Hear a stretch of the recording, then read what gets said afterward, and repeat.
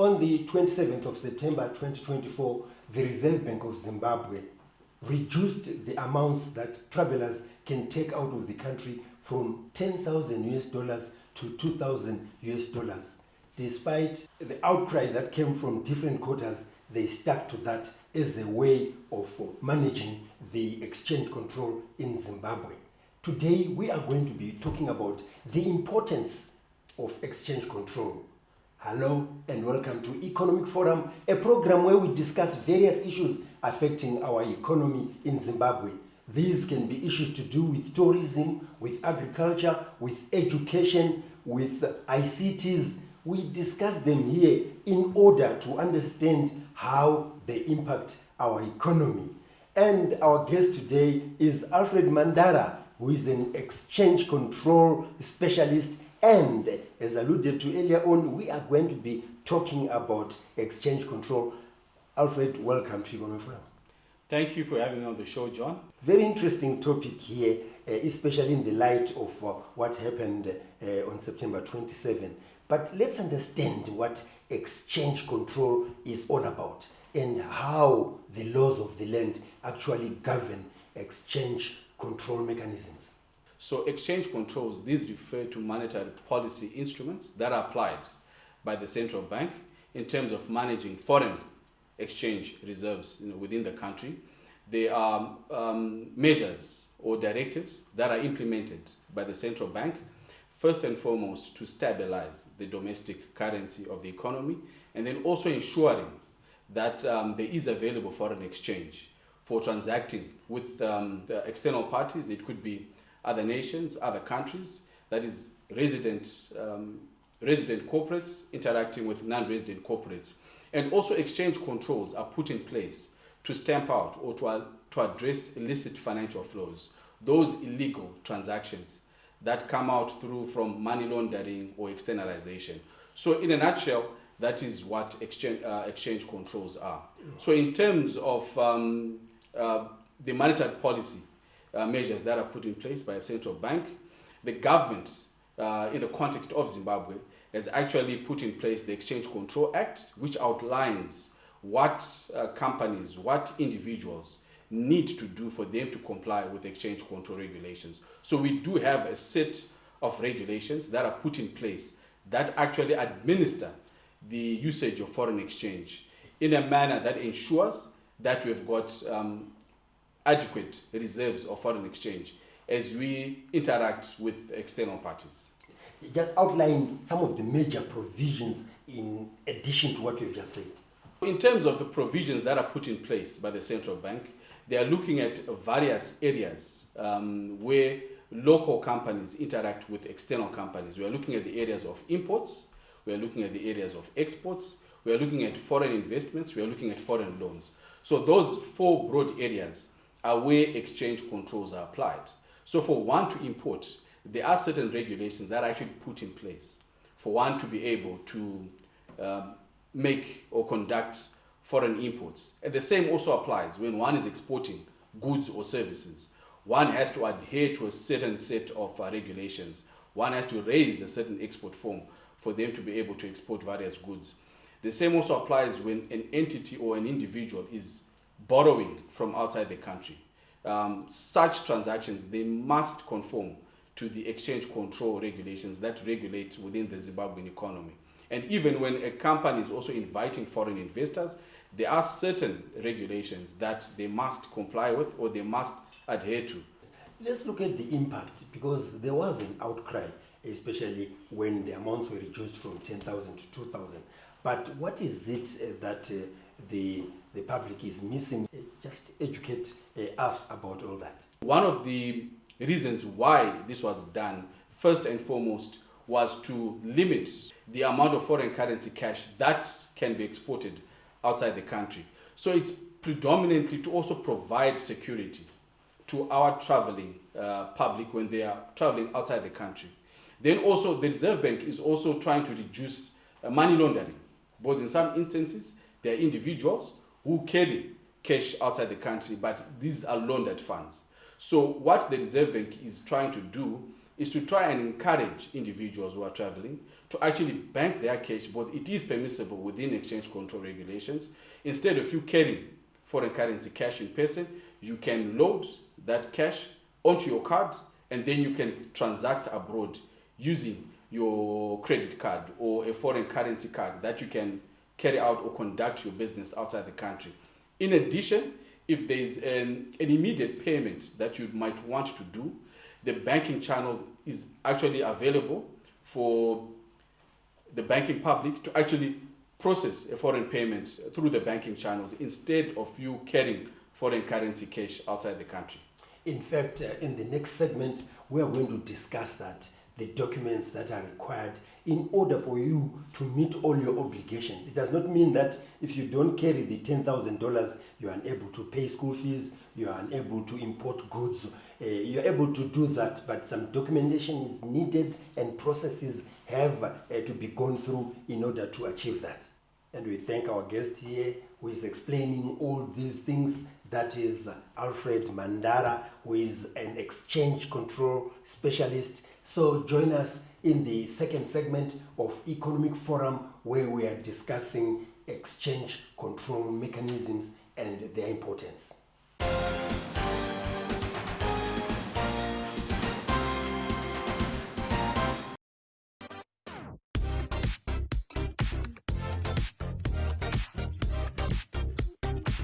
In the heart of Zimbabwean commerce, challenges are met with resilience and determination. But even the most robust operations need a reliable partner to navigate the complexities of international trade. Introducing Nedbank Zimbabwe's Trade Finance Facility. Our facility bridges the trade finance gap, ensuring seamless transactions and fostering growth. Whether it's documentary letters of credit, standby LCs, or bank guarantees, our tailored solutions are crafted to meet your specific needs, enhancing trust and efficiency in every trade deal, helping you navigate these challenges with confidence. Empower your business success with Nedbank. Contact us today to learn more about our trade finance facility. Nedbank. See money differently.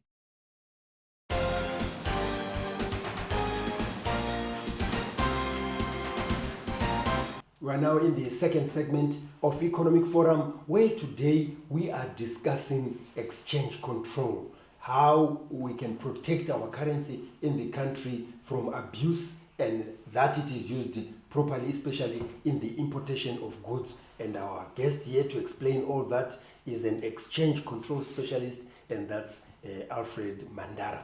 Alfred, while the Reserve Bank reduced that amount, and it has done so even in previous years, but it does not mean that people cannot meet their obligations. So if you could explain now how you can still meet those obligations by going through the documentation process that will make you end up having that $10,000 or even more to pay for your goods or services.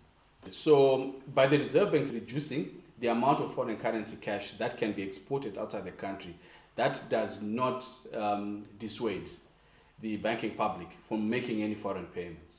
So in terms of exchange control regulations, there are certain key requirements that are needed when one is making a foreign payment to ensure that the country has received a true and fair value for its import payments.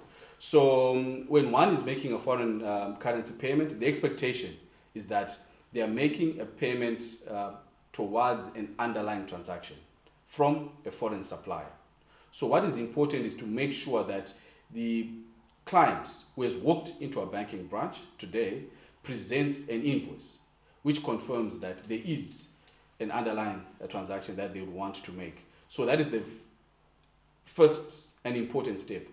Then once the payment has been done in exchange control, to ensure that value has been received, the expectation is that within 90 days, that good that has been paid for has been received into the country and has come through the formal channels, that is across the border, where that particular document can then be acquitted, or a document can then be raised to confirm that value has been received.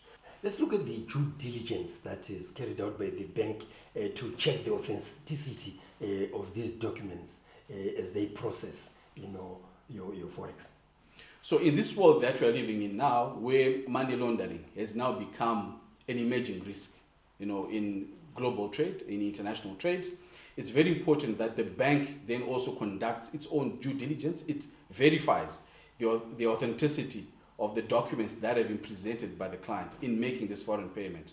So the bank would want to first demonstrate that the goods that are being paid for, if it's in the case of a corporate, the goods are in line with the business that this particular company undertakes. The bank would also want to make sure that this particular company also has the requisite amount of foreign currency within its accounts, which actually helps to meet this foreign payment that it wants to process. The bank will also check for the physical address of that particular company, where it's operating for. And then also the one who has made the requisition, that is the one who is signing these documents for this foreign payments to be done. The bank also conducts due diligence to make sure that this is a bona fide representative of the company who is actually raising the requisition to make this foreign payment. Any words of advice from the consumer or from the public side, just to make sure that they then don't go to unauthorized people to do all this work on their behalf and end up losing their monies by avoiding banks? So you would find that in terms of exchange controls, banks are actually designated authorized dealers to conduct this facilitation of ensuring that foreign payments are made. So the banking public is encouraged to make sure that it submits its payment instructions or its requests to the bank and not to people on the road or those people with small and designated offices elsewhere.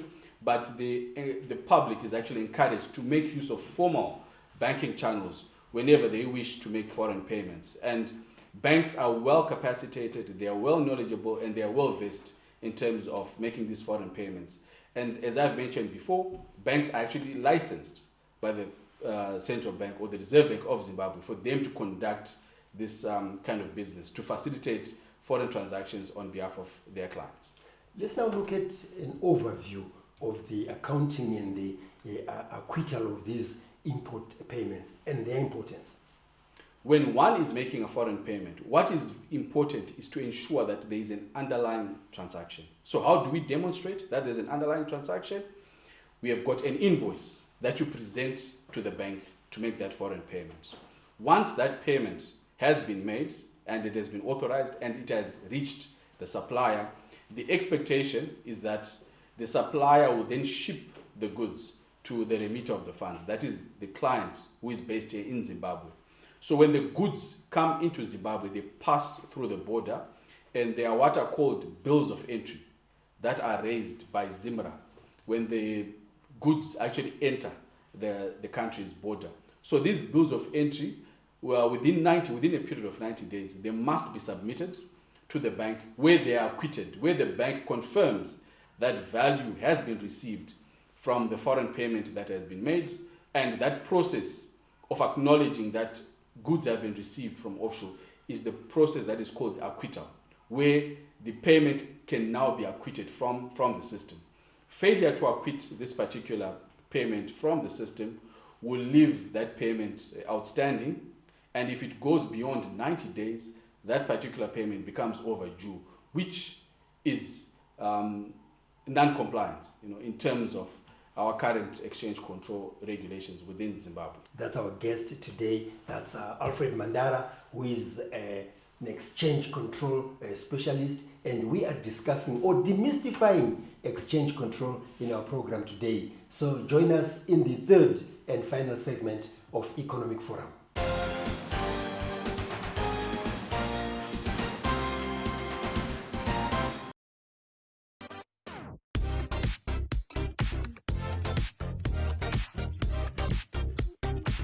In the heart of Zimbabwean commerce, challenges are met with resilience and determination.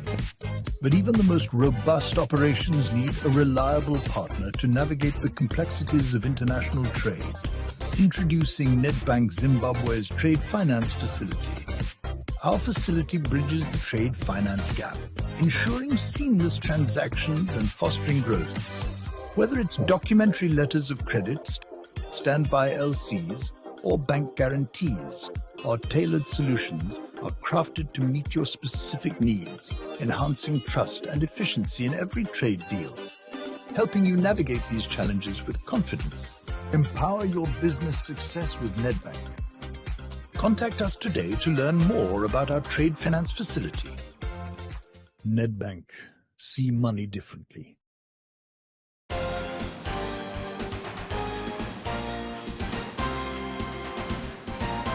In the previous segments, we've touched mainly on goods, but there are also services that are rendered, and there is need, for foreign currency to be paid, and those services are rendered outside the country.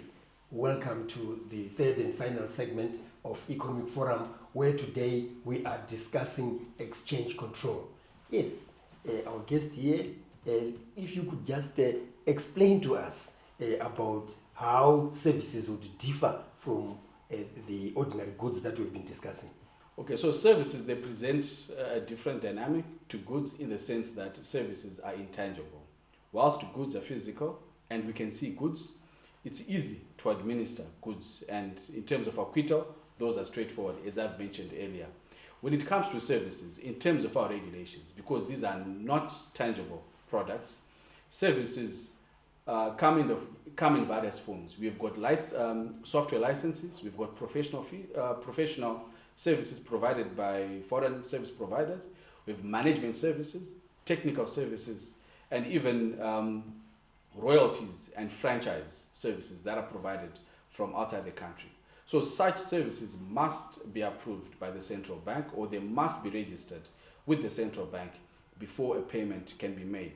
Whilst a client can present an invoice into the bank for payment, these particular services must first be registered with the central bank. They must be known. They must be known, exactly. I think that's the right word. They must be known and recognized by the central bank before that particular service can be consummated or provided by the foreign service provider, so that the payment can then be made after. And likewise, with the importation of goods, once a payment has been made towards services, it must also be acquitted. There is a specific document which is known as the Exchange Control Payment Service Declaration Form, which confirms that a service has been provided by a foreign service provider, and this particular document must then be provided to the bank for purposes of acquittal with the central bank. Yes. Now let's move on to the willing buyer, willing seller basis. How does it come into play when we're talking about exchange control? So with the willing buyer, willing seller, as the name suggests, what we have are holders of foreign currency who are willing to sell or offload their foreign currency onto the interbank market. The interbank market is a market that was created by the Reserve Bank, where holders of foreign currency can actually sell their foreign currency, and buyers of foreign currency, those who wish to meet foreign payments, can then come to the bank, purchase that foreign currency from the bank to meet their foreign payments obligation. So that is what the willing buyer, willing seller market is all about. There are some forms of qualifications. Can it be done by anyone? Or again, we go back to registration, to compliance and other things, so that when you are trading in that area, you are actually known again. So there are certain terms and conditions or requirements that need to be fulfilled by the banking public for them to participate on the willing buyer, willing seller platform, for them to purchase foreign currency to meet their foreign payments. First and foremost is there needs to be an underlying transaction that they need to pay for. When one comes onto the willing buyer, willing seller platform, they must come with an invoice. They must come with an intention to purchase foreign currency to meet a specific foreign payment obligation. Number two, that particular client needs to demonstrate that they do not have foreign currency in their account balances. Otherwise, it will construe or it will amount to speculation. When one comes to the willing buyer, willing seller platform, they must demonstrate that they do not have positive FCA balances within their account, and they must also demonstrate that they have local currency equivalent that is enough to meet the foreign currency purchase that they want to purchase from the willing buyer, willing seller platform. Then there are also other compliance issues that surround the willing buyer, willing seller platform. First and foremost is for one who is importing, they also need to make sure that they have a compliance import status. When one is importing, they need to make sure that they do not have overdue or outstanding foreign payments that are yet to be acquitted for them to participate. And the same also applies on the export side. They need to make sure that they do not have outstanding or overdue export receipts that are yet to be repatriated into Zimbabwe. So on their status, they need to be green. That is on the Reserve Bank foreign platforms, that is the import platforms and the export platforms. The clients need to make sure that they are green for them to be accepted to participate on the willing buyer, willing seller platform. Alfred, if you could spend some time just to explain the importance of compliance. You have been mentioning compliance in different stages, but just to emphasize that all this is about compliance so that our economy is run in a transparent and fair manner. Compliance. So exchange control, as I've mentioned, is a regulation. So with regulations, with acts, one of the key tenets of regulations is the element of compliance. Market participants, those who are involved in imports or exports, they need to make sure that they adhere to the exchange control regulations that are prescribed within our economy. So the Reserve Bank, which is the custodian of exchange controls in Zimbabwe, has got very low tolerance towards non-compliance or those who violate the provisions of exchange controls. So the impact that comes with non-compliance for those who violate exchange controls, first and foremost, we are looking at being black flagged or your inability to make import payments. When you are red flagged because you've got overdue import payments, that has a negative impact on how you're going to make any foreign payments. The same also applies to exports. If you have got a red flagged export status where we are saying you have got funds that are outside the country that are due to be repatriated into Zimbabwe, that will also have an adverse impact on your status from the central bank. The central bank also does impose penalties for those who violate exchange control regulations. They can impose financial penalties, or you can be barred from making foreign payments, or even blacklisted from making export transactions. When one sells foreign currency outside the formal channels, or one trades foreign currency outside the parallel market. The parallel market, as it were, it also constitutes non-compliance with the provisions of exchange control, and one can be liable for prosecution. Then for banks, as I've mentioned, banks are licensed institutions by the central bank. So if banks also do violate provisions of exchange controls, their licenses can be suspended or revoked depending on the gravity of what they would have done. That's Alfred Mandara, who was our guest today, and he was demystifying exchange control. I think we're much better informed about what exchange control is all about. We'd like to thank you very much for coming to Economic Forum. It has been a pleasure. Thank you very much, John. If you like to get in touch with us, viewers, you can do so on the numbers that are showing on the screen and ask various issues coming out in this program, including issues about exchange control.